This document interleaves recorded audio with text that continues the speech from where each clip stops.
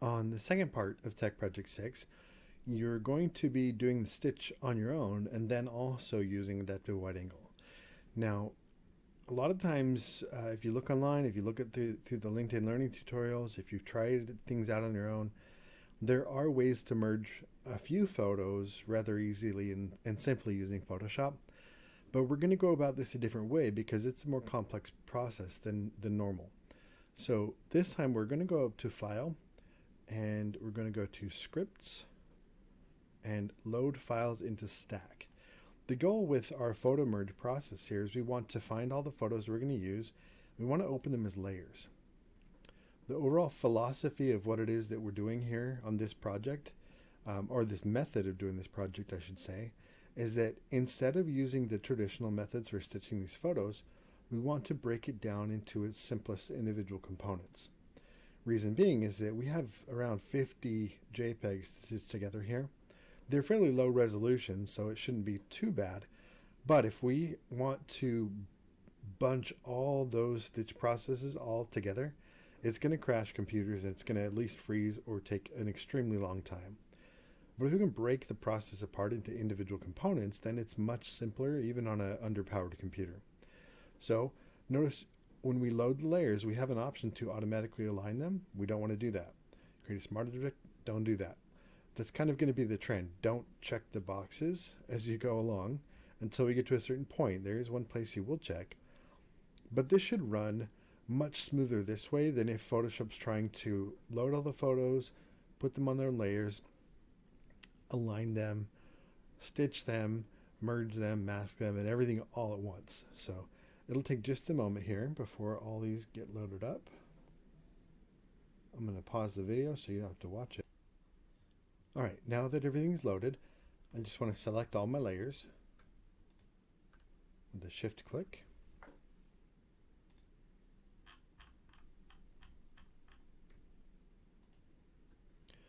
And I'm going to do the individual steps that would make up typically the photo merge process. So we'll go Edit, and we want to align them. Click Auto Align Layers.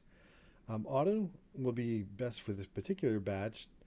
It was a perspective stitch, which means I literally just stood in one place and took a picture of everything from that perspective. That's what that means. Again, leave these unchecked. We want to simplify the process. Don't remove vignette. Don't do geometric distortion. Hit OK. This is going to think for a little while. And what Photoshop's going to do is look at the content at the edges of all these pictures and see where there's overlap. If you're interested in shooting a complex panorama, then it's best to use a tripod. Keep your camera stationary and make sure you have at least 30% up to 50% of overlap between each photograph.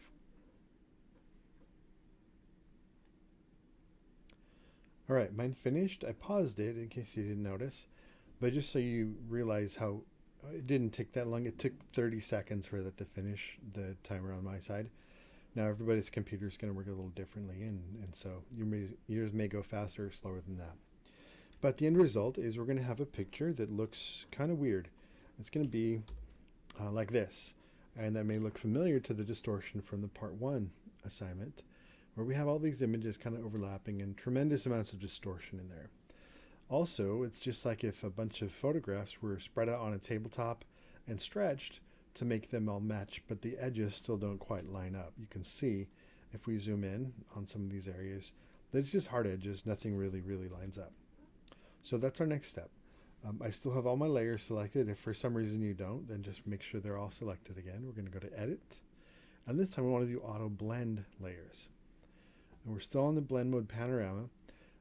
Stack images is a different process where we can stack photographs together with different depths of field, or I should say a shallow depth of field and different points of the image in focus, and it'll correct for that, but here we're doing a panorama.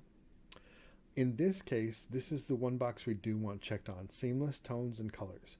You'll see why in a minute, but you definitely don't want to be doing that all on your own. Make sure you uncheck content overfill. We don't want content overfill trying to fill the ridiculous amount of transparent stuff here, so hit OK.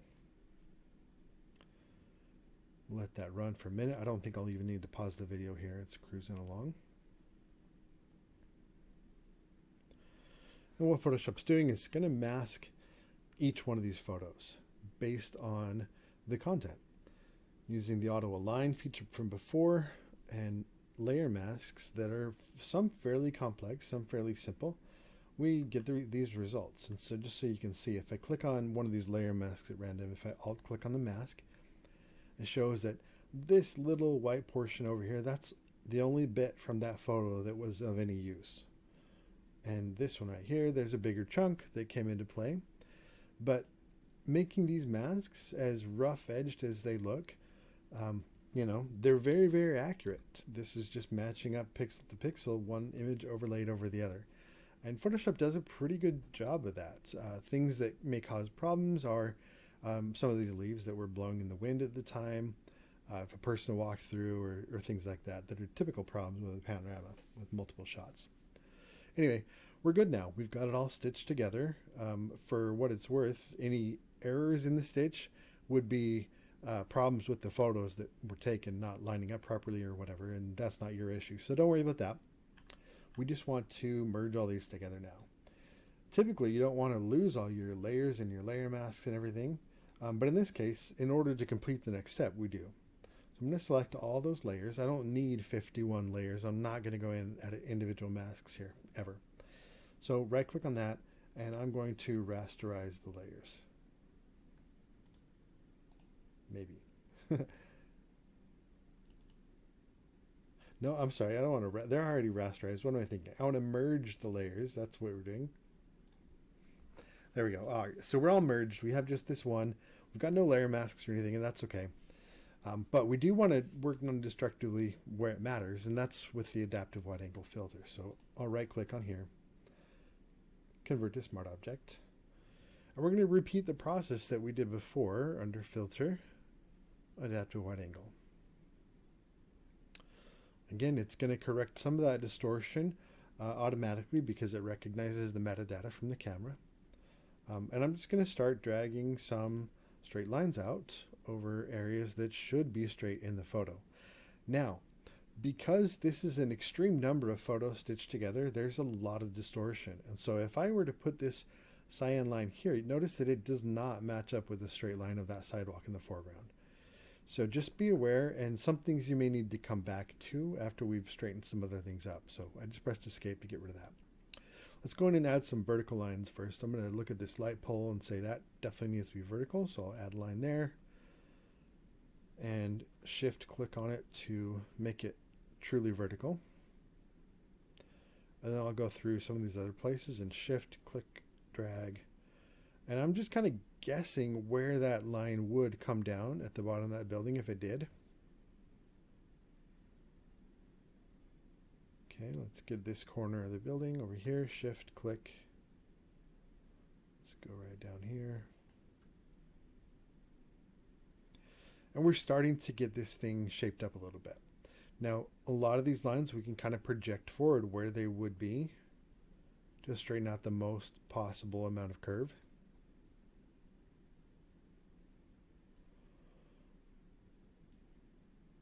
And a little bit at a time, we're going to start to remove curvature from this photo.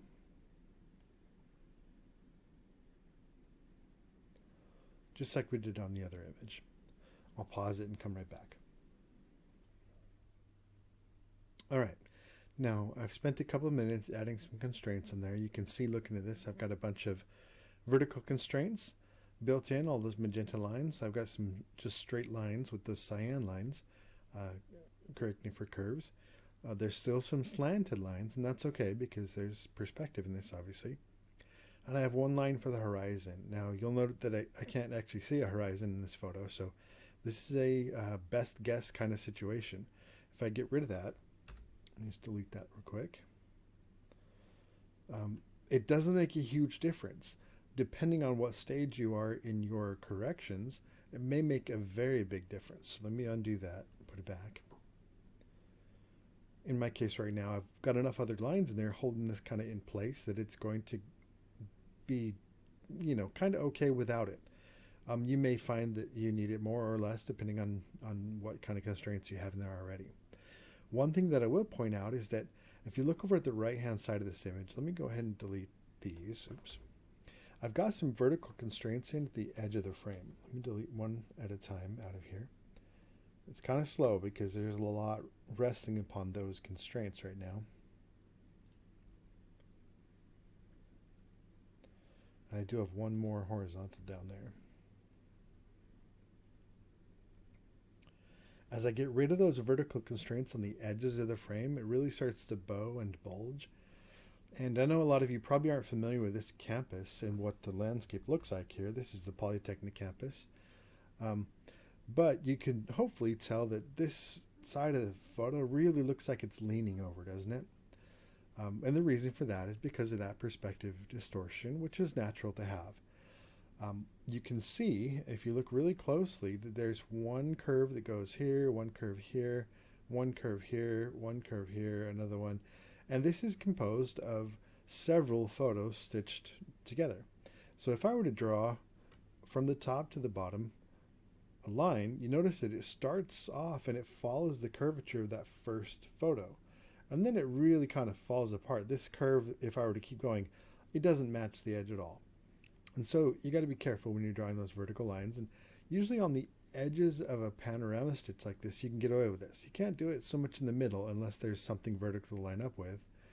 But right here, I'm just going to go ahead and line that up kind of with the edge of that frame and let go. And what that's going to do, it's just going to rotate that frame to be vertical.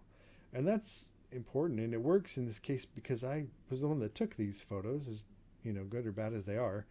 I know that the camera was vertical when those photos were shot. It was going straight up and down, and so I want to make sure that the edges of this frame match. And that's going to help this tree look a little less weirdly slanted on the side. So just go in and add some constraints there. And I'm just looking to where I don't go so far with that constraint that the curve really starts to become a mismatch for what's in the frame. And, that's probably good right there.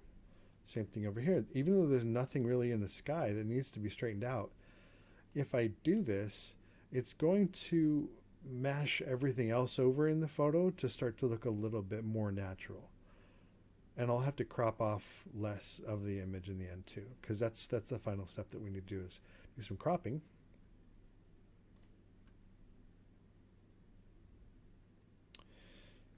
Right, the foreground here, this is so many weird photos that there's no way to align a curve along with that sidewalk. And if I do, I think it starts to look worse, in my opinion. It looks more curved, so I'm going to undo that, and I'm just going to ignore that for now and just, like I said before, this is an extreme example. You won't make it perfect. I don't expect you to do that. But look for things that you can do to hide the really obvious tells that this has got some bad distortion in it. Like if I delete these 2 points right here, you can see that those shadows on the ground, they kind of twirl. And one thing that you can do is just add a constraint and drag it around and see if it starts to pick up any weird distortion. And it doesn't look too bad right there. There's kind of a curve that it picks up right in here, I think, so we'll add one. Maybe just along part of the edge of that sidewalk to straighten that out. And if we do that, then that looks straight, which in turn makes this one look a little worse, I think. I can drag it over and see if it helps. And it does right there, but then it introduces a weird curvature over here. So I think I'm just going to not put a constraint on the front of that sidewalk there. But if I put something a little ways off, then maybe that will help. Yeah, I feel like that's a little more natural. These shadows and these trails in the dirt look a little curvy. So bit by bit, just do what you can do.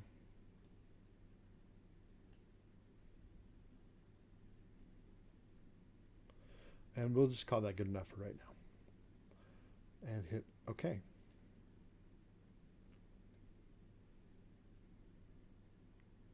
Now, if we look at this once we've finished and we find that we made a mistake, it's okay because this was a smart filter. we can just double click on the word adaptive wide angle here. It's going to take us back into the filter with all our constraints intact and everything there. So we can just modify that. If you didn't do this as a smart filter and you have to make a change, you're really out of luck, because you can't go back in there and use it as a smart filter anymore. Not the same way. It's just not going to work. All right, so to finish things up, let's crop this. I'm just going to crop it. Make sure that you're doing what the assignment instructions say. So I'm just going to show you the concept of what we're doing here with this crop, and that is to get rid of all the transparent jagged edges on the sides, without throwing away so much that this becomes too tight of a crop to where we don't get actually any interesting image information from it. So I'm going to go ahead and try to keep some of that sky in there up here. We can go, I don't know, right about there, and get a decent crop. Again, don't do what I did, do what the assignment says. But just so you see how to wrap this up, once we've got this done, it's a smart filter. We've got some areas to patch up. Maybe one, maybe another corner here. We might have some to clean up. I'm just going to go ahead and fill this in with content aware. And I'll use, let's say, the magic wand tool to select those transparent pixels there. I'm going to go ahead, and there's lots of ways to do this. You guys, I'm sure, have come across lots of ways to do this at this point. But let's modify that and expand it out a little ways. It works. Shift F5 will do our fill dialog. Maybe. Nothing ever works right when I'm screen sharing my keyboard shortcuts. Let's see. Edit. Fill. It's grayed out. That might be because it's a smart object. Let's try rasterizing this. Now definitely don't do that if you still have any work to do, because I just lost the ability to do that. But now I can fill it because it's just pixels. It's not a smart object anymore. Content aware, hit OK. And it's going to content aware fill that in. And it looks really weird, but that's okay. I'll just grab my patch tool, take care of this blob that it generated, and see if it looks okay there. And we're good. We got a little blur here on those leaves moving, but again, that's just part of the photo. So I think about right here looks good to me. You know, your mileage will vary, but try to make it nice and sharp.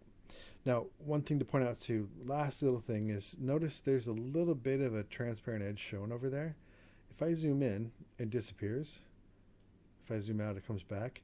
You'll get glitches like this a lot of times with transparency on the edges of a frame in Photoshop. So it's a display bug that's been there for years. You know, you can see the little bit of white fringe right there possibly when I zoom out at different zoom ratios. So if you're getting that, just double check, make sure that you zoom in. If it's not there, then you know it's not there. You're good.